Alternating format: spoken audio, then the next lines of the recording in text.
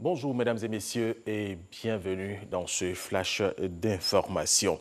175 prisonniers de la crise post-électorale sur 300 ont été libérés. Certains ont été rencontrés hier lundi à la MACA, la maison d'arrêt de correction d'Abidjan. Les ex-détenus se réjouissent de cette libération et remercient le président de la République, Alassane Ouattara. Il compte sillonner le pays pour prôner le pardon et la réconciliation sur l'ensemble du territoire. Autre information, l'ensemble des forces armées de Côte d'Ivoire totalise 2% de femmes. L'une des ambitions du président de la République est d'atteindre le taux de 20%. Pour y arriver, plusieurs actions sont menées, au nombre desquelles le plaidoyer pour la promotion du genre et du sexe dans les armées ivoiriennes. Et c'est une initiative de la coordination africaine des droits de l'homme pour les armées. L'examen périodique universel, un instrument des droits de l'homme de l'ONU qui permet de dresser un état des lieux selon un calendrier fixé aux pays membres avant sa prochaine session, a ouvert ses consultations avec les ministères techniques impliqués. Objectif, rédiger un rapport d'évaluation et prendre en compte les recommandations de ces ministères. Amadou Ouattara-Walter. Sur 186 recommandations reçues, le gouvernement a endossé 178. Ces recommandations sont constituées d'articles relatifs au respect des droits de l'homme, notamment au droit à la santé, au droit à l'éducation.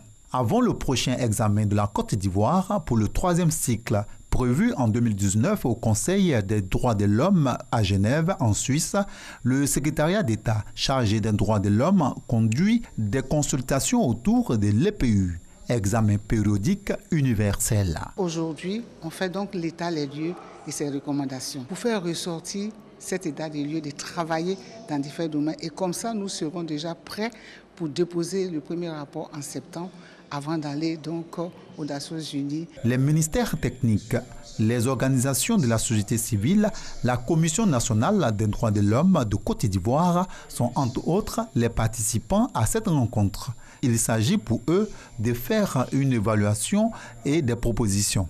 Il y a de grands points déjà que l'État s'est engagé à l'école obligatoire de 0 à 16 ans.